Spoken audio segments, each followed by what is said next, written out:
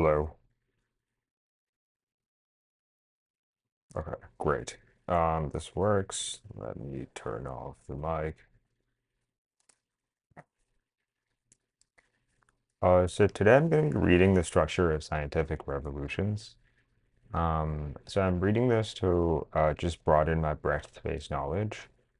Um, and my understanding of the book is that it's about um, a common misconception uh, up to the point the book was published about how scientific revolutions take place. Um, from my cursory reading of the Wikipedia page, it kind of clears up the misconception that scientific revolutions occur through the process of accumulation of results.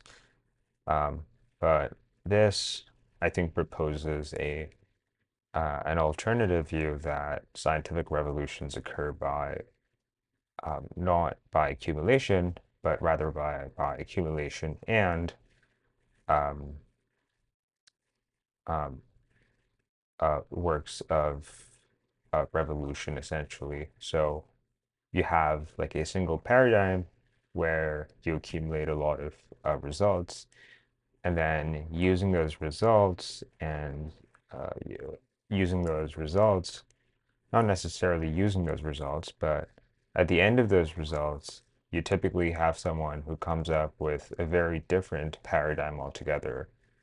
Um, but uh, the earlier results do still play a role of sorts in the creation of the new paradigm. So a given paradigm needs to be sufficiently expanded in order for there to be a new paradigm, or not necessarily, but I think that's the pattern that has emerged, and that's what the author um, uh, observes, I think. But I think this would be a very interesting book to read for breadth-based knowledge, uh, because it was, yeah, yeah, I just have that intuition. Um, Okay, let's start reading. Introduction, a role for history. A role for history. History, if viewed as a repository for more than anecdote or chronology, could produce a decisive transformation in the image of science by which we are now possessed. That image has previously been drawn even by scientists themselves, mainly from the study of finished scientific achievements, as these are recorded in the classics, and more recently the textbooks from which each new scientific generation learns to practice its trade. Inevitably, however, the aim of such books is persuasive and pedagogic. A concept of science drawn from them is no more likely to fit the enterprise that produced them than an image of a national culture drawn from a tourist brochure or a language text. Hmm. I don't know what a language text is. Sure, a tourist brochure, I do understand. This essay attempts to show that we have been misled by them in fundamental ways. Its aim is a sketch of the quite different concept of science that can emerge from the historical record of the research activity itself. Okay, so here we're focusing on the activity of research as opposed to uh, the the results themselves. Even from history, however, that new concept will not be forthcoming if historical data continue to be sought and scrutinized mainly to answer questions posed by the unhistorical stereotype drawn from science texts. Hmm. Those texts have, for example, often seemed to imply that the content of science is uniquely exemplified by the observations, laws, and theories described in their pages.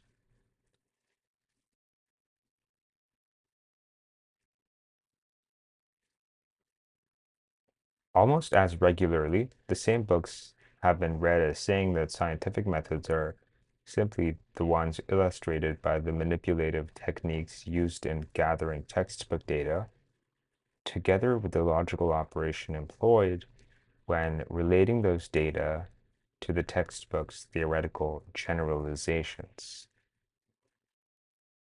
The result has been a concept of science with profound implications about its nature and development.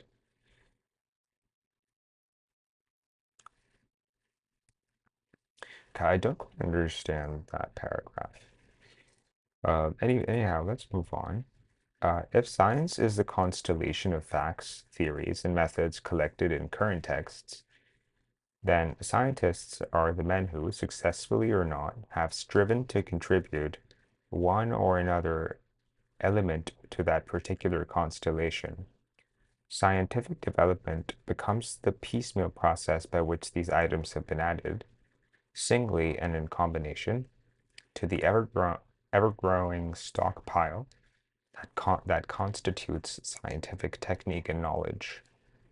And history of science becomes the discipline that chronicles both the successful increments and the obstacles that have inhibited their accumulation.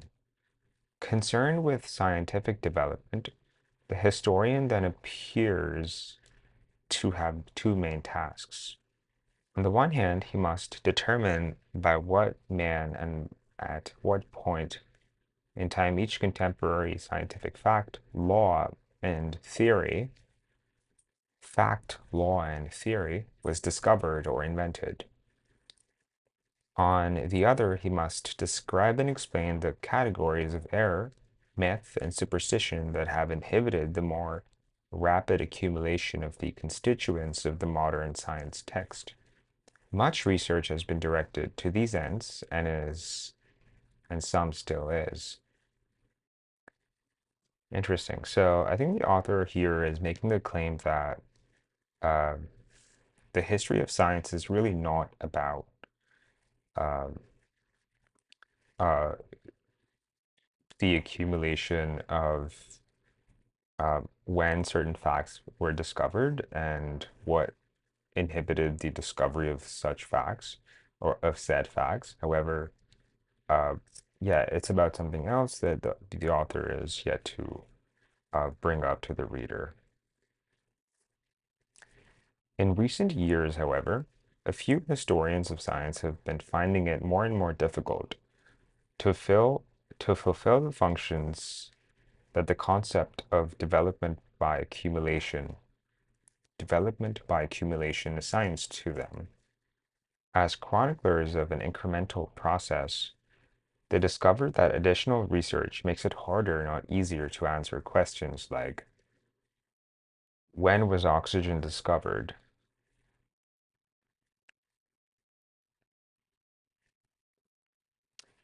Who first conceived of energy conservation? Increasingly, a few of them suspect that these are simply the wrong sorts of questions to ask. Perhaps science does not develop by the accumulations of individual discoveries and inventions. Simultaneously, these same historians confront growing difficulties in distinguishing the scientific component of past observation and belief from what their predecessors had readily labeled error and superstition. Simultaneously, these historians confront growing difficulties in distinguishing the scientific component of past observation and belief from what their predecessors had readily labeled error and superstition. Interesting. So, a particular scientific result might uh, be regarded, right, as, or might have been regarded as erroneous or superstitious by predecessors, but it turns out to be true. But isn't that just another, yeah, that's a mistake on the part of the predecessors. So I don't understand uh, why it's difficult here. The more carefully they study, say, Aristotelian dynamics, uh, logistic chemistry, or caloric thermodynamics, the more certain they feel that those once current views of nature were, as a whole, neither less scientific nor more the product of human idiosyncrasy than those current today. If these out-of-date beliefs are to be called myths, then myths can be produced by the same sorts of methods and held for the same sorts of reasons that now lead to scientific knowledge. If, on the other hand, they are to be called science, then science has included bodies of belief quite incompatible to the ones we hold today. Given these alternatives, the historian must choose the latter. Out-of-date theories are not in principle unscientific because they have been discarded. That choice, however, makes it difficult to see scientific development as a process of accretion. The same historical research that displays the difficulties in isolating individual inventions and discoveries gives ground for profound doubts about the cumulative process through which these individual contributions to science were thought to have been compounded or compounded. The result of all these doubts and difficulties is a historiographic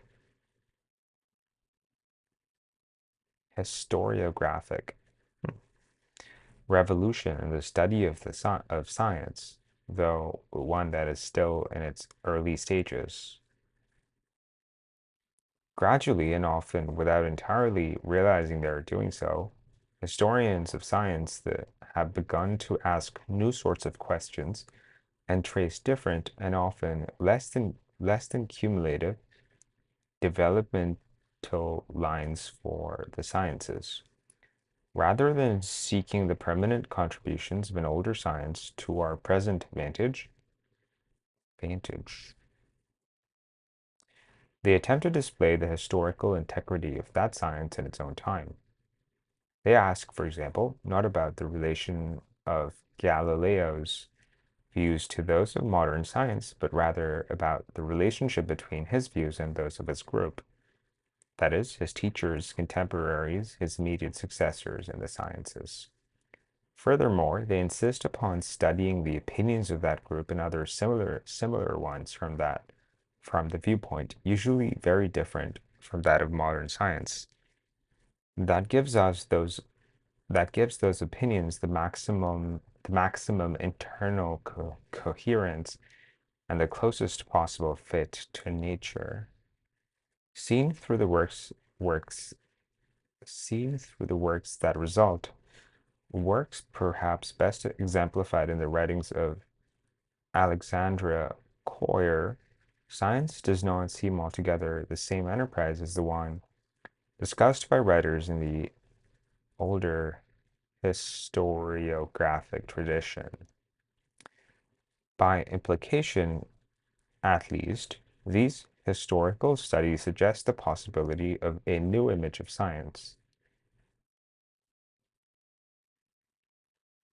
This essay aims to delineate that image by making explicit some of the new historiography's implications. What aspects of science will emerge to prominence in the course of this effort? First, at least in order of presentation, is the insufficiency of methodological directives by themselves to dictate a unique substantive conclusion to many sorts of scientific questions. Instructed to examine electrical or chemical phenomena, the man who is ignorant of these fields, but who knows what it is to be scientific, may legitimately reach any one of a number of incompatible conclusions. Among those legitimate possibilities, the particular conclusions he does arrive at are probably derived or determined by his prior experience in other fields, by the accidents of his investigation, and by his own individual makeup. What beliefs about the stars, for example, does he bring to the study of chemistry or electricity? Which of the many conceivable experiments relevant to the new field does he elect to perform first? And what aspects of the complex phenomenon that then results strike him as particularly relevant to an elucidation of the nature of chemical change or of electrical affinity?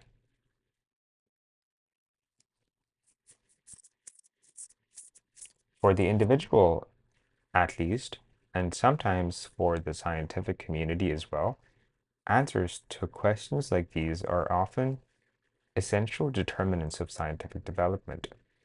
We shall note, for example, in section 2, that the early developmental stages of most sciences have been characterized by continual competition between a number of distinct views of nature, each partially derived from and all roughly compatible with the dictates of scientific observation and method. What differentiated these various schools was not one or another failure of method. They were all scientific, but what we shall come to call their incommensurable ways of seeing the world and of practicing science in it. Incommensurable. Observation and experience can and must drastically restrict the range of admissible scientific belief, else there would be no science. But they cannot alone determine a particular body of such belief. An apparently arbitrary element, compounded of personal and historical accident, is always a formative ingredient of the beliefs espoused by a given scientific community at a given time. Sure, I don't think anyone would actually disagree with that. I think whatever he's saying is intuitive to me because this book was written in the 1950s, and since then, a lot of his claims have become mainstream, and so therefore, my intuition probably stems from these beliefs.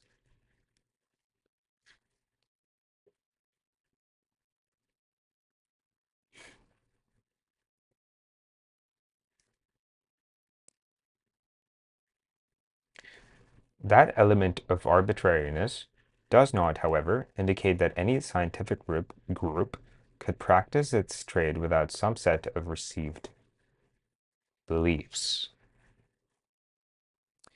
Nor does it make less consequential the particular constellation to which the group at any given time is in fact committed. Effective research scarcely begins before a scientific community thinks it has acquired firm answers to questions like the following. What are the fundamental entities of which the universe is composed? How do these interact with each other and with the senses? What questions may legitimately be asked about such entities, and what techniques employed in seeking solutions? At least in the mature sciences, answers or full substitutes for answers to questions like these are firmly embedded in the educational initiation that prepares and licenses the student for professional practice.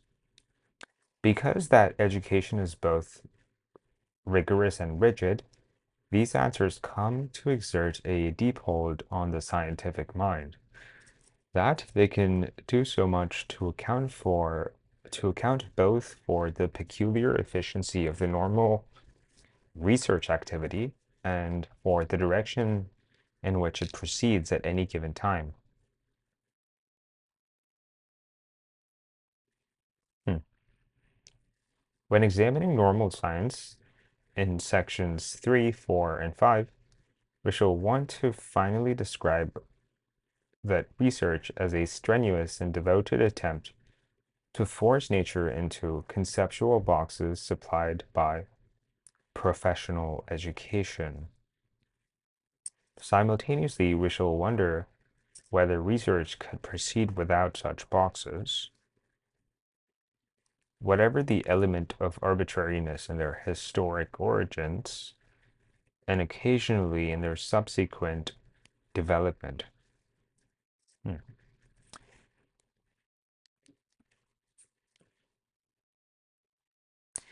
Yet that element of arbitrariness is present, and it too has an important effect on scientific development, one which will be examined in detail in sections 6, 7, and 8. Normal science, the activity in which most scientists inevitably spend almost all their time, is predicated on the assumption that the scientific community knows what the world is like. Is that true, though? Much of the success of the enterprise derives from the community's willingness to defend that assumption, if necessary, at considerable cost. Normal science, for example, often suppresses fundamental novelties because they are necessarily subversive of its basic commitments. Commitments.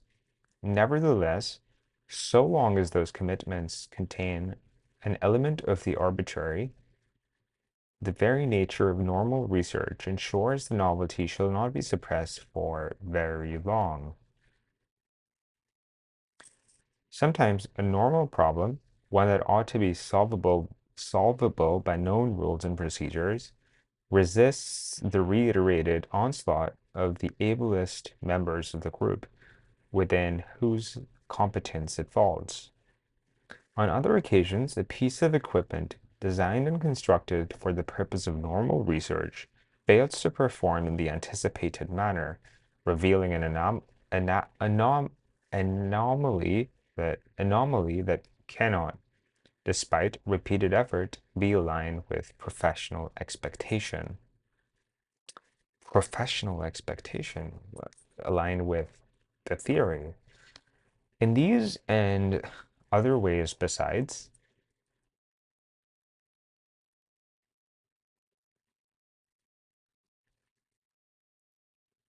normal science repeatedly goes astray. And when it does, that is, the profession can no longer evade anomalies that subvert the existing tradition of scientific practice, then begin the extraordinary investigations that lead the profession at last to a new set of commitments, a new basis for the practice of science. The extraordinary episodes in which that shift of professional commitments occurs are the ones known in this essay as scientific revolutions. They are the tradition-shattering complements to the tradition-bound activity of normal science. The most obvious examples of scientific revolutions are those famous episodes in scientific development that have often been labeled revolutions before. Therefore, in sections 9 and 10, where the nature of scientific revolutions is first directly scrutinized, we shall deal repeatedly with the major turning points in scientific development associated with names of Copernicus, Newton, Lavoisier, and Einstein. More clearly than most other episodes in the history of at least the physical sciences, these display what all scientific revolutions are about. Each of them necessitated the community's rejections of one one time-honored scientific theory in favor of another incompatible with it. That's not necessary, I think. Um, sure. Arguably incompatible. I'm thinking specifically of Einstein's theory of relativity. Uh,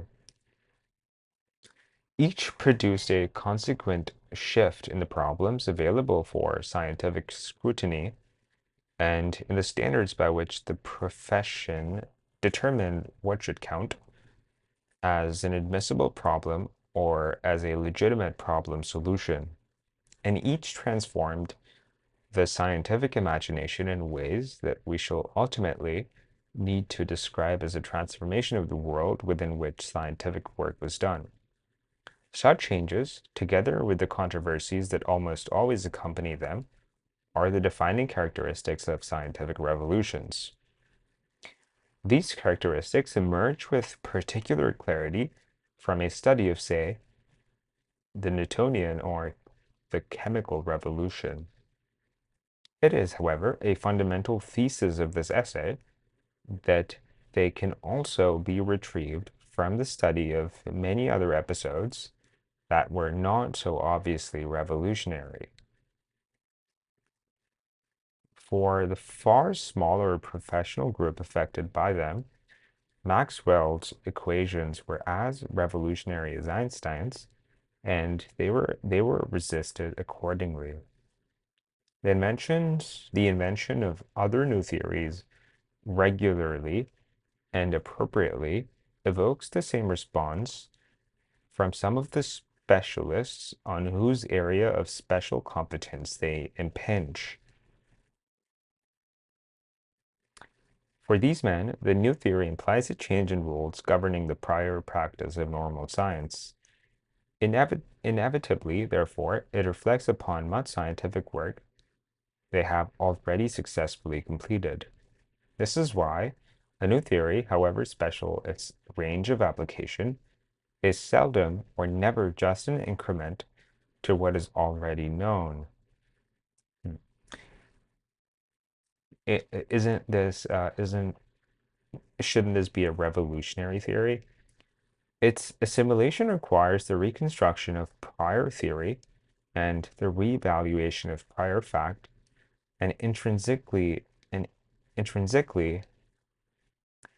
intrinsically revolutionary process that is seldom completed by a single man and never overnight. Hmm. No wonder historians have had difficulty in dating precisely this extended process that their vocabulary impels them to view as an isolated event. Vocabulary, wow, okay. Nor are new inventions of theory the only scientific events that have revolutionary impact upon the specialists in whose domain they occur. The commitments that govern normal science specify not only what sorts of entities the universe does contain, but also, by implication, those that it does not. It follows through the point that the point will require extended discussion that a discovery like that of oxygen or X-rays does not simply add one more item to the population of the scientist's world. Ultimately, it has the effect, but not until the professional community has reevaluated traditional experimental procedures, altered its conception of entities with which it has long been familiar, and in the process, shifted the network of theory through which it deals with the world. Shifted the network of theory through which it deals with the world. Scientific fact and theory are not categorically separable, except perhaps within a single tradition of normal scientific practice. Except perhaps within a single tradition of normal scientific practice. This is why the unexpected discovery is not simply factual in its import, and why the scientist's world is qualitatively transformed as well as quantitatively enriched by fundamental novelties of either fact or theory. Fundamental novelties of either fact or theories. Yeah, the author seems to be making the case that facts and theories are really not distinct or not categorically different. But I don't think that his point is very clear.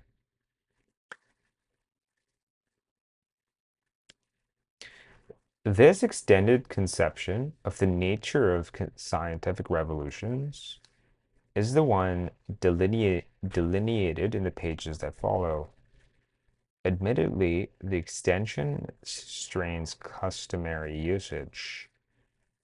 Nevertheless, nevertheless, I shall continue to speak even of discoveries as revolutionary, because it is just the possibility of relating their structure to that of, say, the Copernican revolution that makes the extended conception seem to me so important.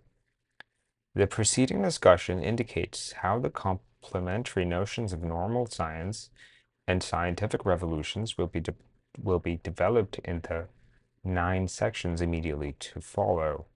The rest of the essay attempts to dispose of the 3 remaining central questions. Section 11, I wonder why the numbers are written in Roman numerals. I wonder what the reason for that is, but it seems like past texts use Roman numerals for their section numbers. I wonder what the reason for that is.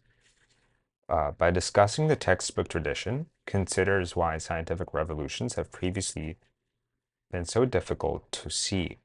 Section 12 describes the revolutionary competition between the proponents of the old normal scientific tradition and the adherents of the new one. It thus considers the process that should somehow, in a theory of scientific inquiry,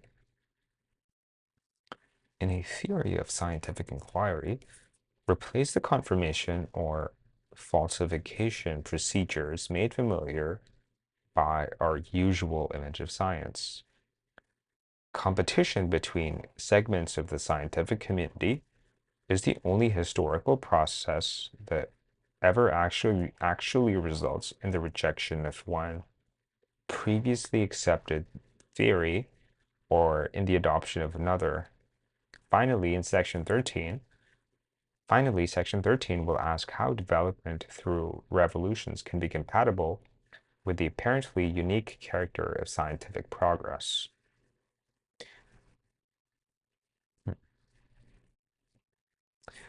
For that question, however, this essay will provide no more than the main outlines of an answer, one which depends upon characteristics of the scientific community that require much additional exploration and study. Undoubtedly, some readers will already have wondered whether historical study can possibly affect the sort of conceptual transformation aimed at here. Okay, there seems to be, aimed at here. An entire arsenal of dichotomies is available to suggest that it cannot properly do so. An arsenal of dichotomies? Didn't he give examples of precisely his that seemed to confirm his thesis? The theses suggested above are, however, often interpretive and sometimes normative. Again, many of my generalizations are about the sociology or social psychology of scientists. Yet, at least a few of my conclusions belong traditionally to logic or epistemology. In the preceding paragraph, I may even seem to have violated the very influential contemporary distinction between the context of discovery and the context of justification. Mm. Can anything more than profound confusion be indicated by this admixture of diverse fields and concerns? Having been weaned intellectually on these distinctions and others like them, I could scarcely be more aware of their import and force. For many years I took them to be about the nature of knowledge, and I still suppose that appropriately recast, they have something important to tell us. Yet my attempts to apply them, even grosso modo, even in a gross mode, 2. The actual situations in which knowledge is gained, accepted, and assimilated have made them seem extraordinarily problematic, rather than being elementary logical or methodological distinctions, which would thus be prior to the analysis of scientific knowledge. They now seem integral parts of a traditional set of substantive answers to the very questions upon which they have been deployed. That circularity does not at all invalidate them, but it does make them parts of a theory, and by doing so, subjects them to the same scrutiny regularly applied to theories in other fields. If they are to have more than pure abstractions as their content, then that content must be discovered by observing them in application to the data they are meant to elucidate. The data they're meant to elucidate, okay? How could history of science fail to be a source of phenomena to which theories about knowledge may legitimately be asked to apply? Hmm, interesting.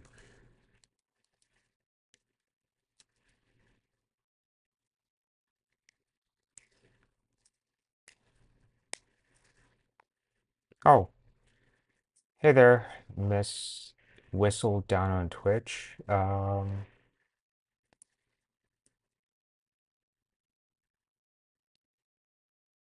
Thanks for the raid. Just followed you. Thank you for this kind of content.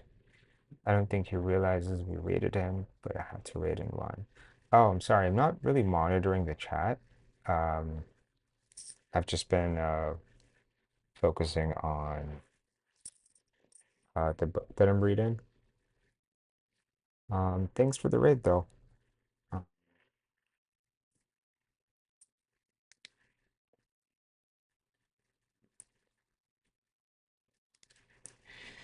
Okay. So yeah, I think the first chapter was pretty interesting. However, I think that a lot of whatever the author said was uh, opinions and not very precise, and they could be applied to a lot of different things.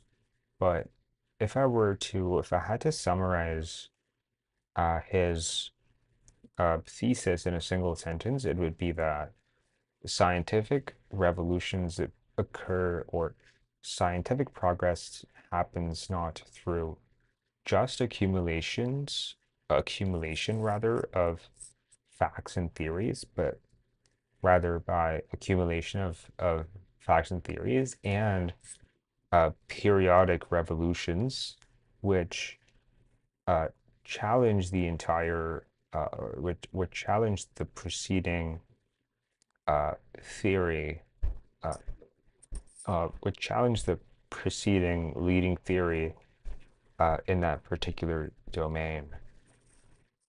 But I have no idea why the author was written so much just to expand on this one point, because a lot of whatever he said doesn't, um,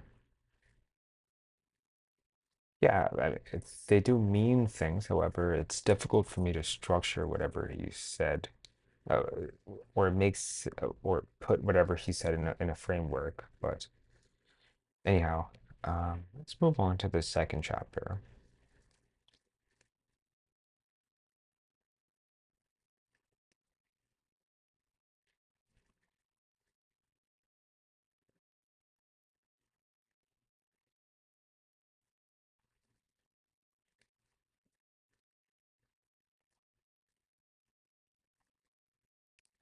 Okay, let's move on to the second chapter.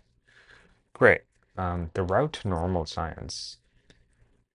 Interesting. The route to normal science. What could that mean? The route to normal science.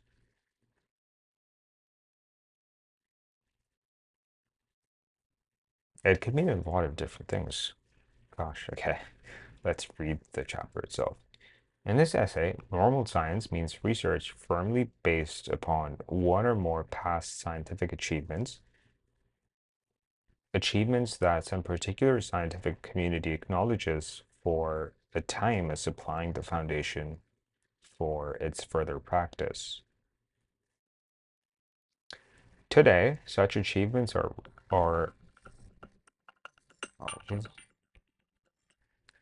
are recounted, though seldom in their original form, by science textbooks, elementary and advanced.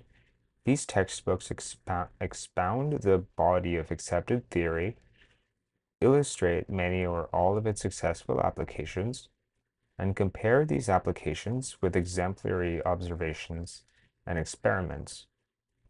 Before such books became popular early in the 19th century, and until even more recently in the newly matured sciences, many of the famous classics of science fulfilled a similar function. Aristotle's Physica, um, Ptolemy's Almagest, Newton's Principia and Optics, and Franklin's Electricity, um, Lavoisier's Chemistry, and Lyell's Geology. These and many other works served for a time implicitly to define the legitimate problems and methods of a research field for succeeding generations of practitioners. They were able to do so because they share two essential characteristics. Their achievement was sufficiently unprecedented to attract an enduring group of adherents away from competing modes of scientific activity. Simultaneously, it was sufficiently open-ended to leave all sorts of problems for the redefined group of practitioners to resolve. Hmm. This is interesting. So here the author says normal science means research firmly based upon one or more past scientific achievements that some particular scientific community acknowledges for a time as supplying the foundation for its further practice. Okay, the route, but what exactly is a route to normal science? Anyway, let's proceed. Achievements that share these two characteristics I shall henceforth refer to as paradigms.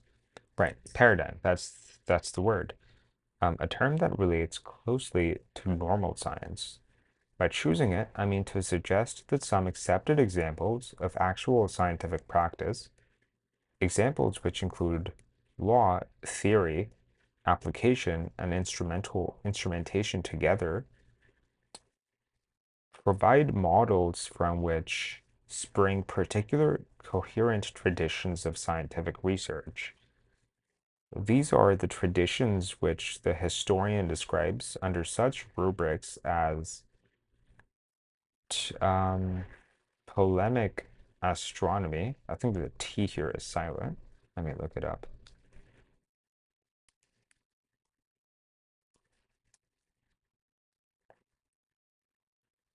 Um,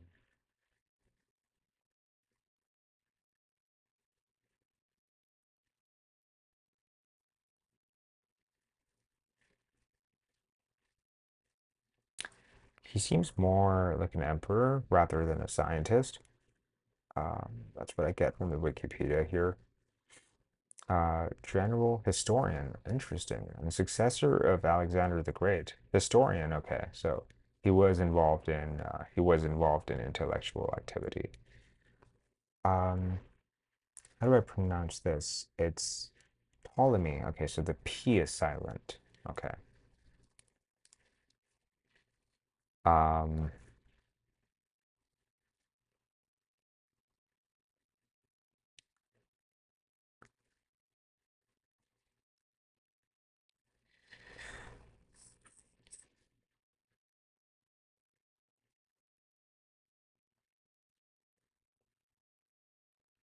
Ptolemaic.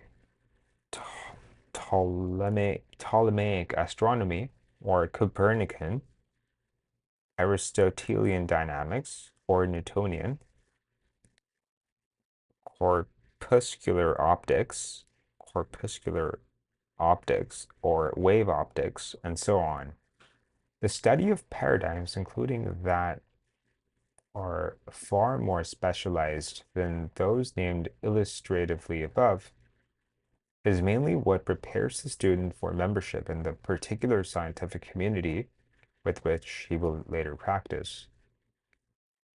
There we go, the route to normal science. I guess now it makes a little more sense. So uh, if you want to get into a particular field, you've got to understand the paradigm that is prevalent in that field at a given point in time so that you're able to contribute to the field.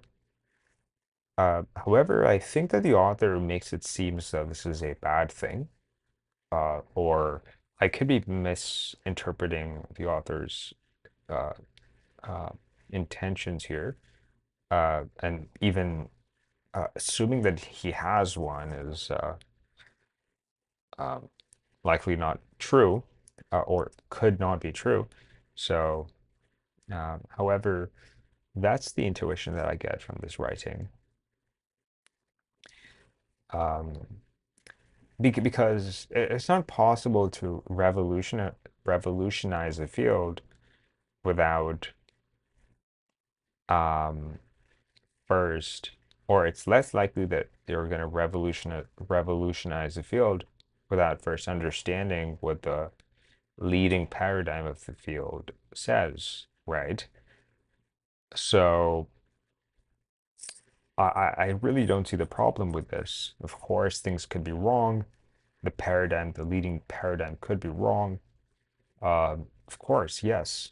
However, um, that doesn't preclude the need for learning that paradigm and the paradigms that came before it to actually revolutionize that field, provided that's what you want to do. Um, however,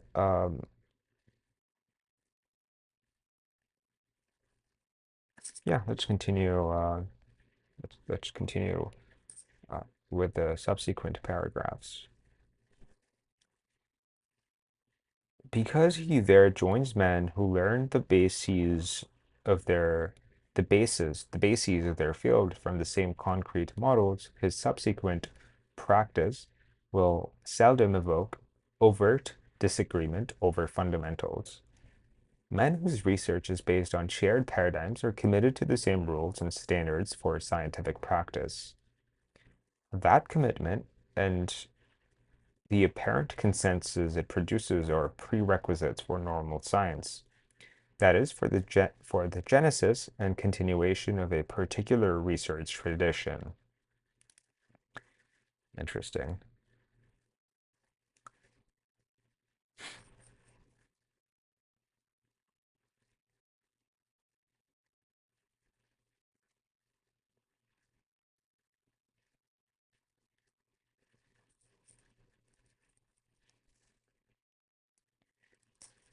Because in this essay, the concept of a paradigm will often substitute for a variety of familiar notions, more will need to be said about the reasons for its introduction. Why is the concrete scientific achievement as a locus of professional commitment prior to the various concepts, laws, theories, and points of view that may be abstracted from it? In what sense is the shared paradigm a fundamental unit for the student of scientific development, a unit that cannot be fully reduced to logically atomic components which might function in its stead? When we encounter them in section 5, answers to these questions and to others like them will prove basic to an understanding both of normal science and of the associated concept of paradigms. That more abstract discussion will depend, however, upon a previous exposure to examples of normal science or of normal paradigms in operation. In particular, both these related concepts will be clarified by noting that there can be a sort of scientific research without paradigm, or at least without any unequivocal and so binding as the ones named above. Acquisition of a paradigm and of the more esoteric type of research it permits, esoteric, is a sign of maturity in the development of any given scientific field. Hmm, is a sign of maturity. Interesting. If the historian traces the scientific knowledge of any selected group of related phenomena backward in time, he is likely to encounter some minor variant of a pattern here, illustrated from the history of physical optics. Today's physics textbooks tells the student that light is photons, quantum mechanical entities that exhibit some characteristics of waves and some of particles. Research proceeds accordingly, or rather according to the more elaborate and mathematical characterization from which this usual verbalization is derived. That characterization of light is, however, scarcely half a century old.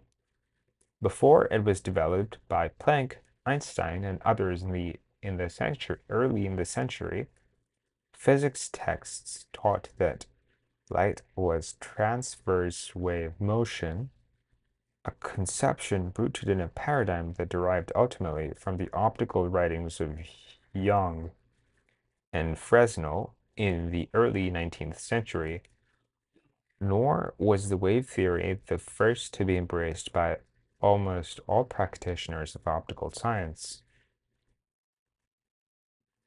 During the 18th century, the paradigm for this field was provided by Newton's optics, which taught that light was material or corpuscles.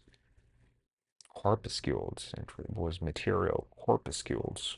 I don't know what corpuscles means. At that time, physicists sought evidence, as the early wave theorists had not, of the pressure exerted by light particles impinging on solid bodies. Mm.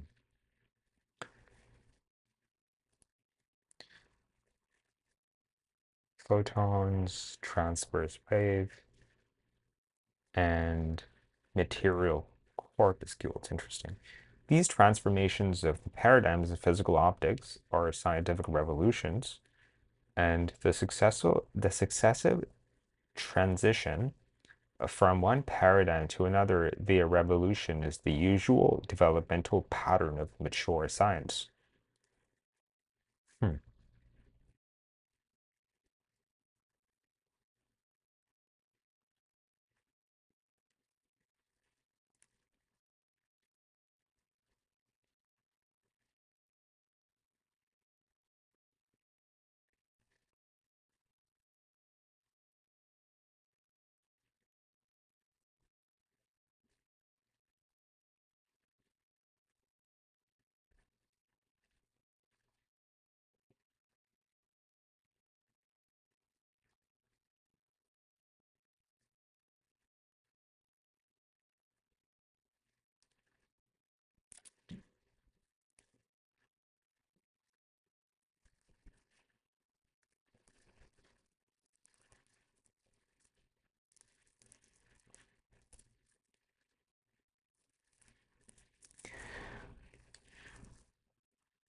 Of the paradigms of physical optics are scientific revolutions and the successive traditions from one paradigm to another. Via revolution is the usual developmental paradigm of mature science. Of mature science. It is, however, not the pattern characteristic of the period before Newton's work, and that is the contrast that concerns us here.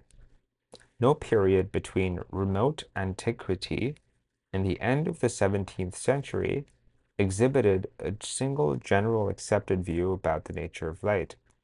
Instead, there were a number of competing schools and sub-schools, most of them espousing one variant or another of Epicurean, Aristotelian, or Platonic theory.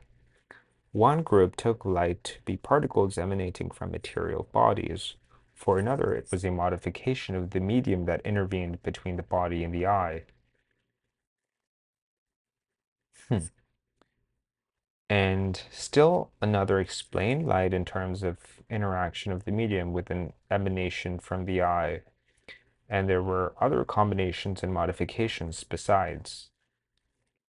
Each of the corresponding schools derives strength, right? So we have a particular domain can be an immature science or a mature science. An immature science is one that has consensus, I believe, or that's the definition that the author seems to be using. And um, there were other combinations and modifications besides. Each of the corresponding schools derived strength from its relation to some particular metaphysic, and each emphasized as pragmatic, as paradigmatic rather, as paradigmatic observations, the particular cluster of optical phenomena that its own theory could do most to explain. Other observations were dealt by ad hoc elaborations, or they remained as outstanding problems for further research. Sure. So either anything that couldn't be explained by a school of thought was explained by ad hoc explanations or ad hoc theories. Um, However, how could a particular school use ad hoc theories? So perhaps an ad hoc statement that was not contradictory to the theory, but I think that um, leaving the problem open as an outstanding research problem made a lot of sense. It makes more sense, rather.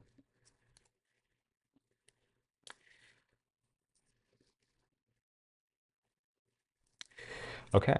At various times, all these schools made significant contributions to the body of concepts, phenomena, and techniques from which Newton drew the first nearly uniformly accepted paradigm for physical optics.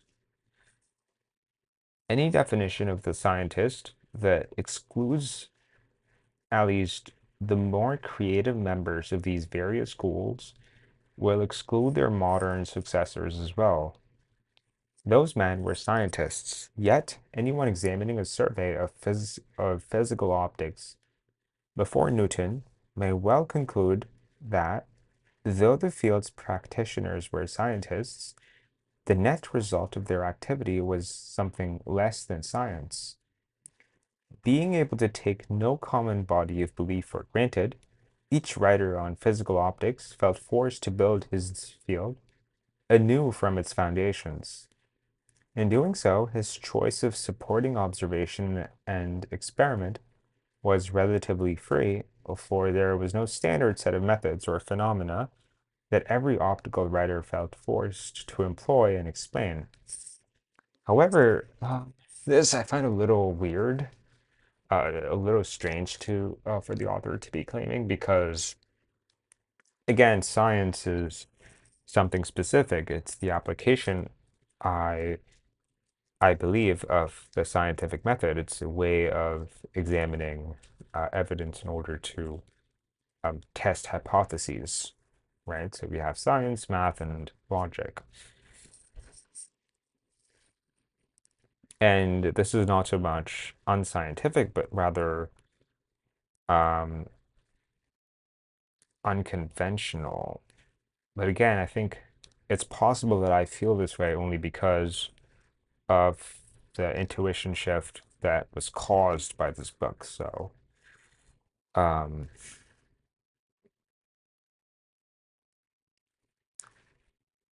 yeah, let's proceed to the next sentence.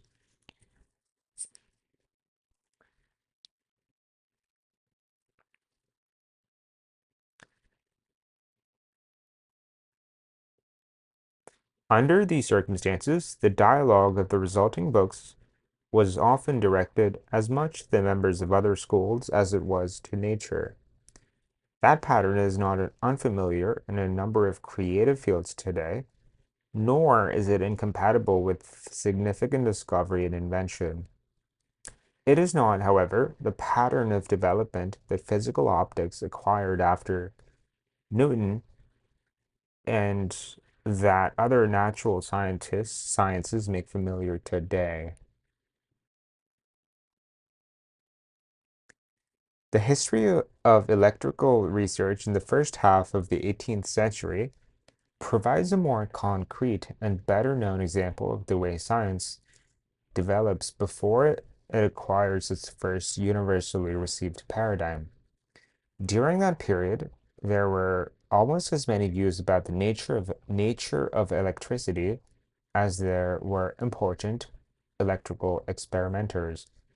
Men like Hawksby, Gray, Desaguliers, Dufay, Millet, Watson, Franklin, and others, all their numerous attempts of concepts of electricity had something in common.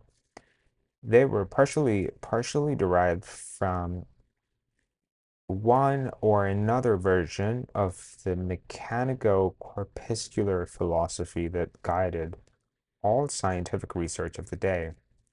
In addition, all were components of real scientific theories that had been drawn in part from experiment and observations, and that partially determined the choice and interpretation of additional problems undertaken in research. Yet, though all the experiments were electrical and though most of the experimenters read each other's works, their theories had no more than a familiar family resemblance. Interesting. So the family here is they're being based on corpuscular corpuscular philosophy.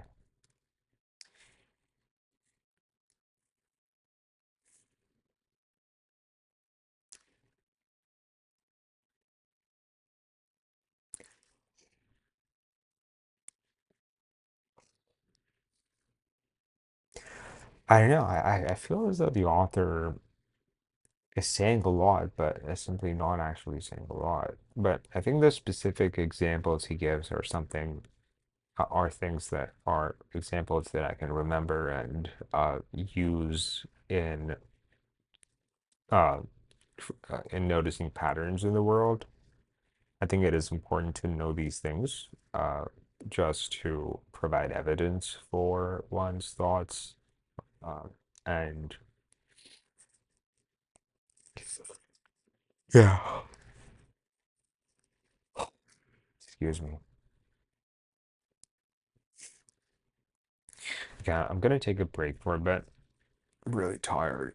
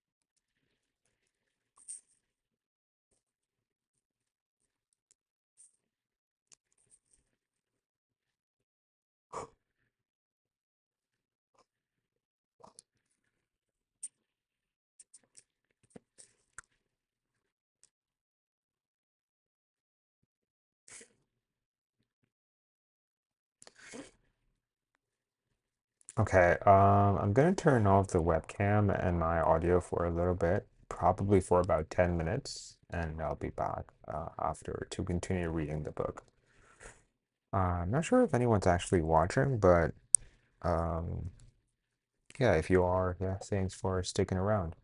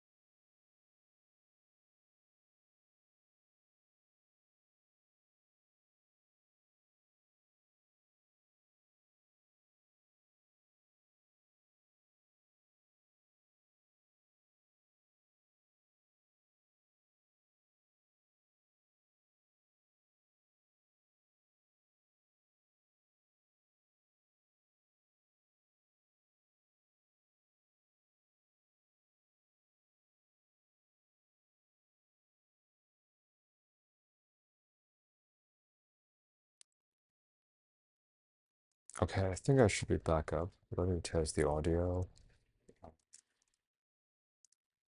Oops. Hello, one, two, three. Okay, great. The audio is back up. Let's continue reading the Structure of Scientific Revolutions.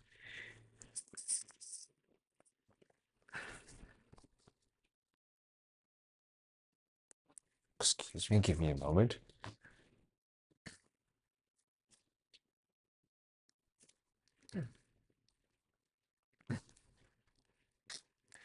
One early group of theories following 17th century practice regarded attraction and frictional generation as the fundamental electrical phenomena. This group tended to treat repulsion as a secondary effect due to some sort of mechanical rebounding, and also to postpone for as long as possible both discussion and systematic research on Gray's newly discovered effect, electrical conduction. Other electricians, the term is their own, took attraction and repulsion to be equally elementary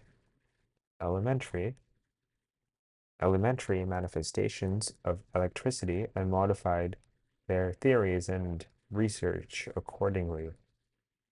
Elementary.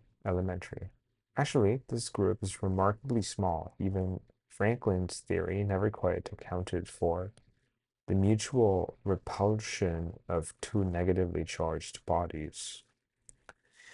Yeah, I do understand what the author is saying here. However, since I don't fully know um, what specific theories he's talking about, and I'm unsure of the relationship between electricity and magnetism. I don't fully intuitively grasp uh, these sentences.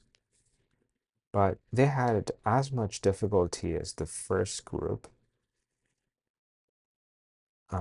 in accounting simultaneously a uh, for any but the simplest conduction effects. Those of those effects, however, provided the starting point for still a third group, one which tended to speak of electricity as a fluid that could run through conductors rather than as an effluvium that emanated from non-conductors. This group, in its turn, had difficulty re reconcil reconciling its theory with a number of attractive and repulsive effects. Only through the work of Franklin and his immediate successors did a theory arise that could account with something like equal facility for nearly all these effects, and that therefore could and did provide a subsequent generation of electricians with a common paradigm for its research. Excluding those fields like mathematics and astronomy, in which the first firm paradigms date from prehistory, and also those like biochemistry that arose by division and recombination of specialties already matured, the situations outlined above are historically typical. Though it involves my continuing to employ the unfortunate simplification that tags an extended historical episode with a single and somewhat arbitrarily chosen name, new example, exempli gratia, Newton or Franklin, I suggest that similar fundamental disagreements characterized, for example, the study of motion before Aristotle and of statics before statics or Archim Archimedes or Archimedes, the study of heat before Black, of chemistry before Boyle, and Boerhaave, Boerhaave, and of historical geology before Hutton. In parts of biology, the study of um, heredity, heredity, heredity, heredity, heredity, for example, the first universally received paradigms are still more recent, and it remains an open question what parts of social science have yet acquired such paradigms at all. History suggests that the road to firm research consensus is extraordinarily arduous. History also suggests, however, for some reasons for the difficulties encountered on that road.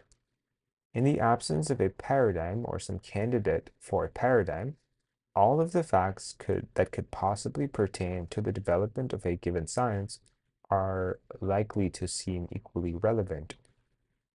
As a result, early fact gathering is a far more nearly random activity than the one that subsequent scientific development makes familiar.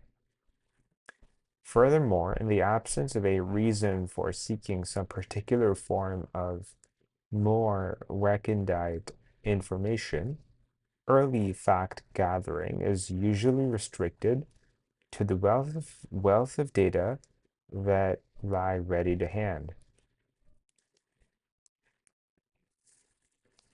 Hmm.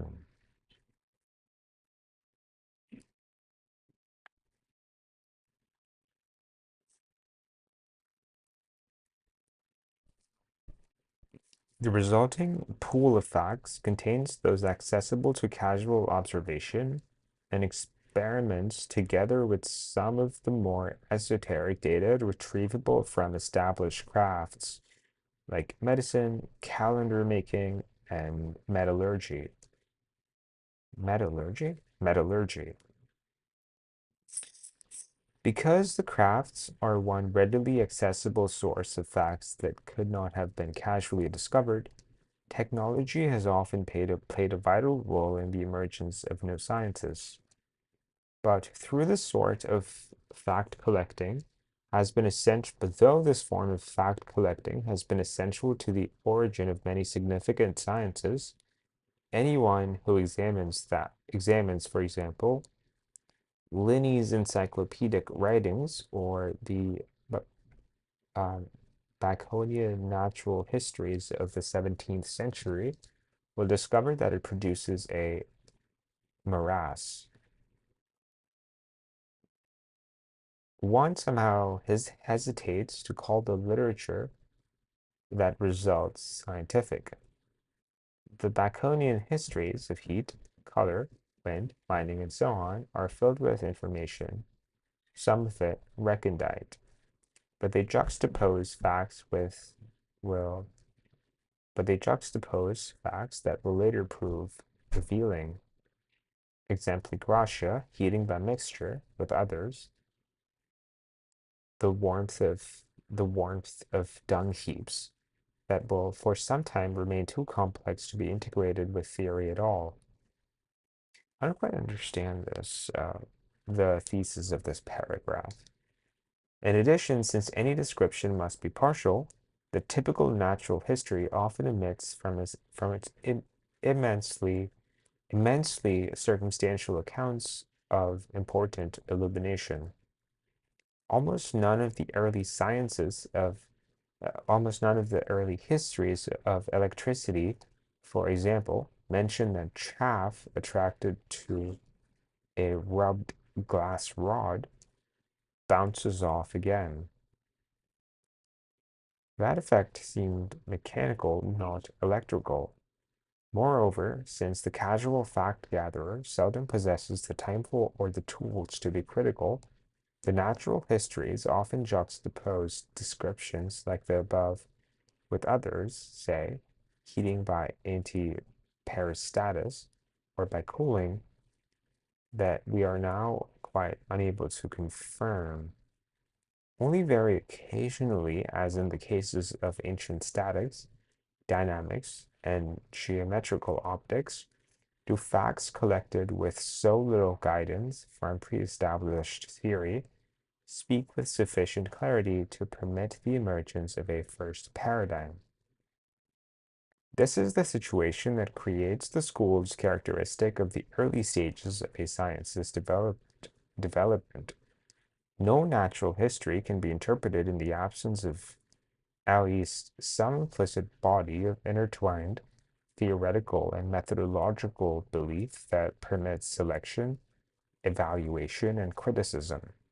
If that body of belief is not already implicit in the collection of facts, in which case more than mere facts are at hand, it must be externally supplied, perhaps by a current metaphysic.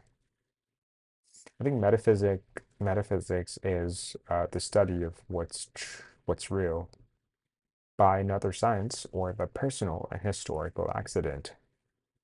Historical accident.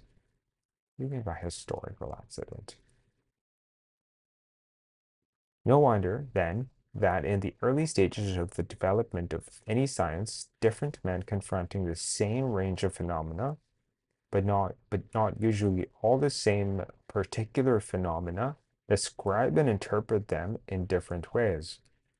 What is surprising and perhaps also unique to its degree to the fields we call science is that such initial divergences should ever largely disappear.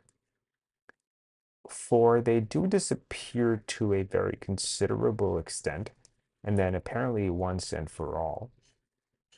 Furthermore, their disappearance is usually caused by the triumph of one of the pre-paradigm schools, which, because of its own characteristic beliefs and preconceptions, emphasized only some special part of the too sizable and inchoate pool of information. Those electricians who thought that electricity fluid and therefore give a particular emphasis to conduction provide an excellent case in point. Led by this belief, which could scarcely cope with the known multiplicity of attractive and repulsive effects, several of them conceived the idea of bottling the electrical fluid. The immediate fruit of their efforts was the Leyden jar, a device which might never have been discovered by a man exploring nature casually or at random, but which was in fact independently developed by at least two investigators in the early 1740s. Almost from the start of his electrical researches, Franklin was particularly concerned to explain that strange and, in the event, particularly revealing piece of special apparatus.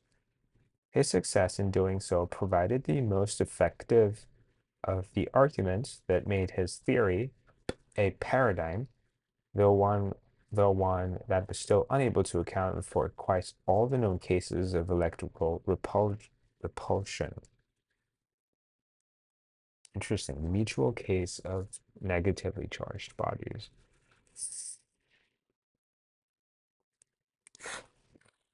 To be accepted as a paradigm, a theory must seem better than its competitors, but it need not, and in fact never does, explain all the facts with which it can be confronted.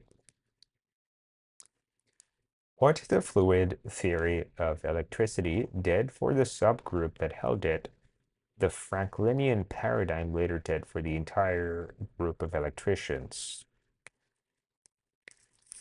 It suggested which experiments would be worth performing and which, because directed to secondary or to overly complex manifestations of electricity, would not.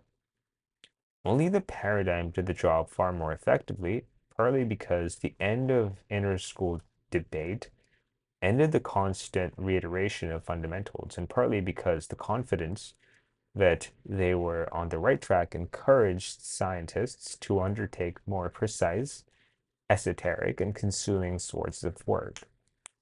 Freed from the concern with any and all electrical phenomena, the united group of electricians could pursue selected phenomena in far more detail, designing much special equipment for the task and employing it more stubbornly and systematically than electricians had ever done before. Both fact collection and theory articulation became highly directed activities. The effectiveness and efficiency of electrical research increased accordingly, providing evidence for a societal version of Francis Bacon's acute methodological dictum. Truth emerges more readily from error than from confusion. We shall be examining the nature of this highly directed or paradigm-based research in the next section, but must first note briefly how the emergence of a paradigm affects the structure of the group that practices the field. When, in the development of a natural science, an individual or group first produces a synthesis able to extract most of the next generation's practitioners, the older schools gradually disappear. In part,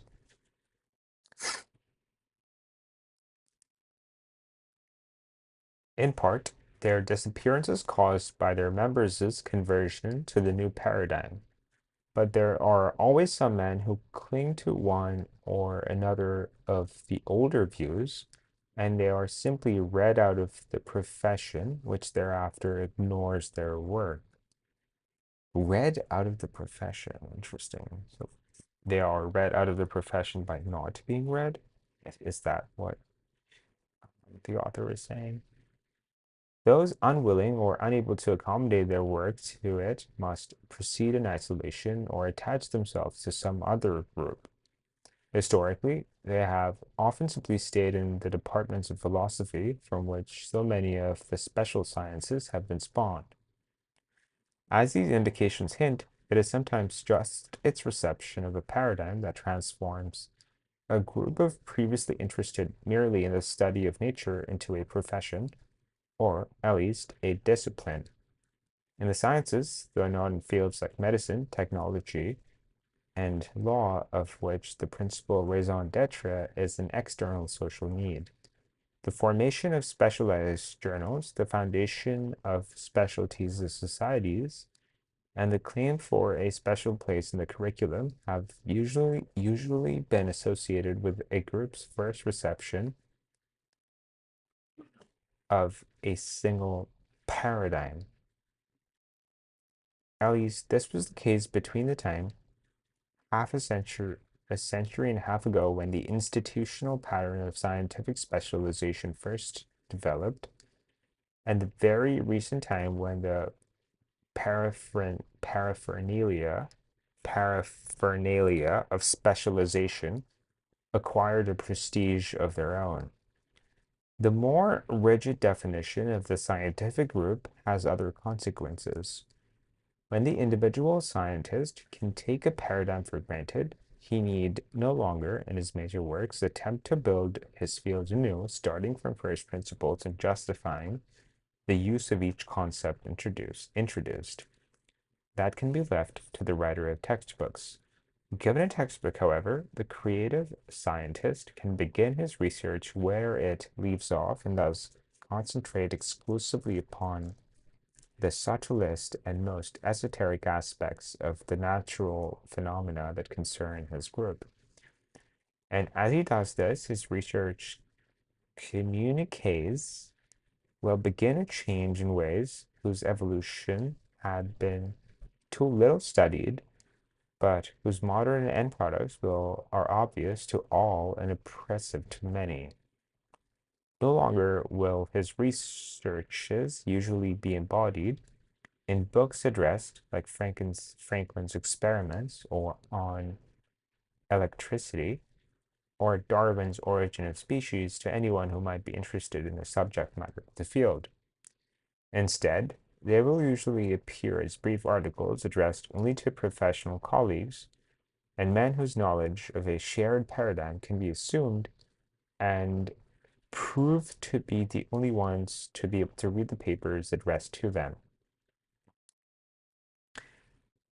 Today, in the sciences, books are usually either texts or retrospective reflections upon one aspect or another of the scientific life. The scientist who writes one is more likely to find his professional reputation impaired than enhanced. Only in the earlier pre-paradigm stages of the development of the various sciences did the book ordinarily possess the same relation to professional achievement that it still retains in other creative fields. And only in those fields that still retain the book, with or without the article, as a vehicle for research communication, are the lines of professionalization still so loosely drawn that the layman may hope to follow progress by reading the practitioner's original reports. However, I think just to caveat this, I think, for example, the theory of relativity put forward by Einstein, I assume was built from first principles. However, the even as I said, it's not possible for a layman to follow along the theory to follow along with the um, explanation of the theory because it does require um, um, mathematical maturity and maturity in uh, fields that in essentially not science, but maybe math and logic.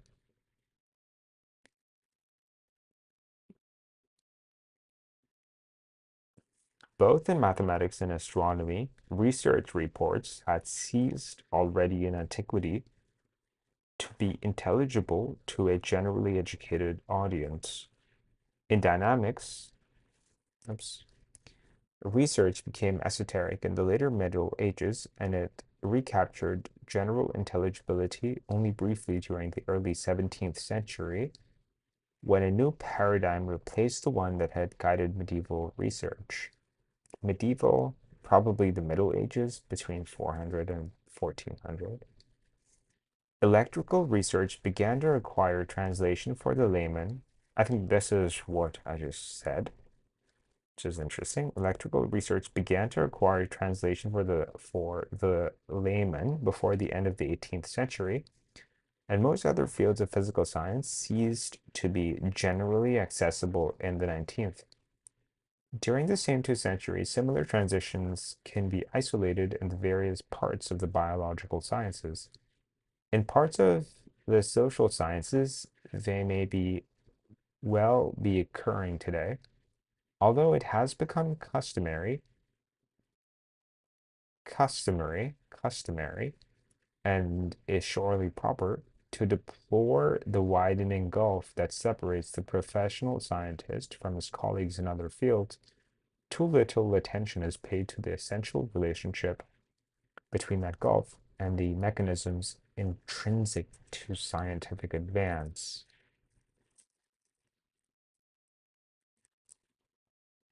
Interesting. Ever since prehistoric antiquity, one field of study after another has crossed the divide between what the historian might call its prehistory as a science and its history proper.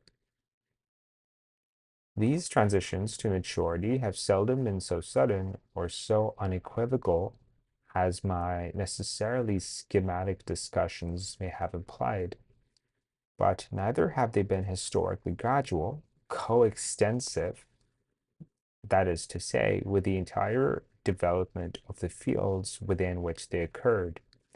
Writers on electricity during the first four decades of the 18th century possessed far more information about electrical phenomena than had their 16th century predecessors. During the half century after 1740, few new sorts of electrical phenomena were added to their lists.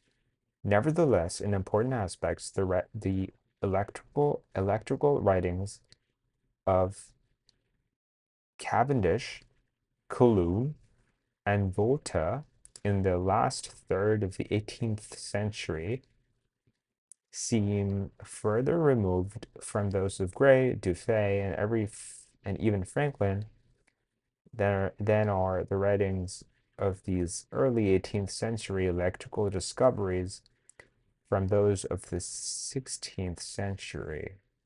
Hmm.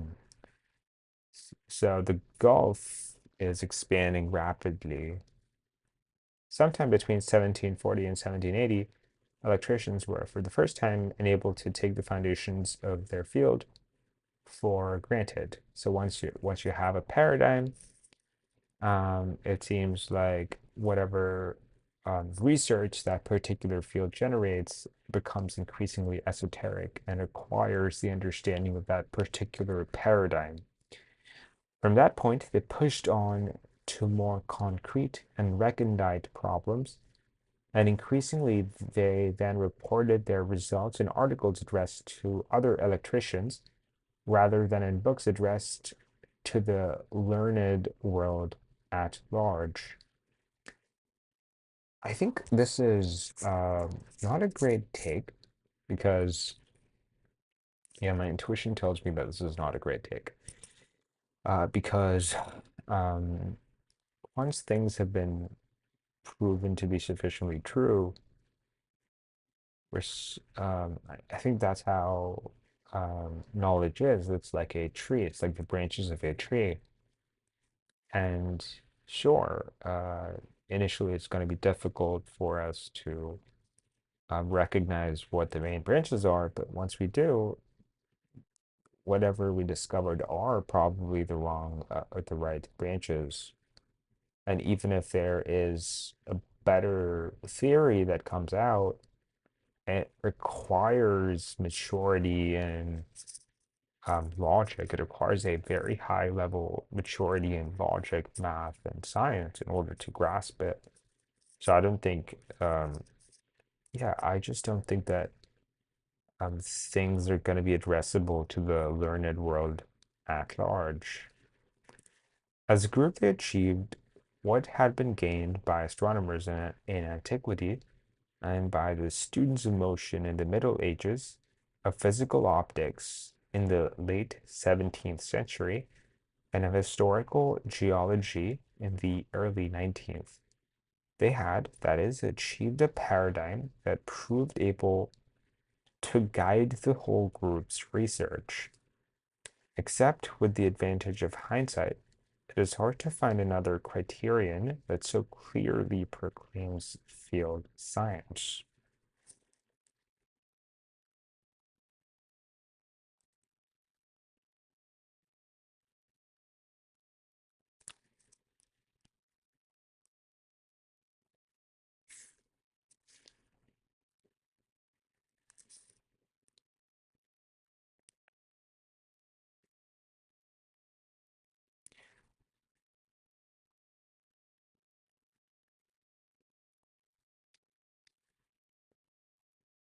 Postscript, interesting. Why is there a postscript here? Oh, this is not the entire book. This is only part of the book. Okay, so let's start with this third chapter in the next stream. I think uh, we should end this stream now. And yeah, I think this was a good read. I disagree with a lot of the authors, or rather, um, disagree is a strong word, but rather I find a lot of the author's claims confusing and a lot of the statements unnecessary. And I still don't understand what his point is. Um, but I think the sentences, though, seemed very artistic, and I did take away a lot of. Um, so I'm going to refer to this book for examples um, of theories that revolutionized scientific fields.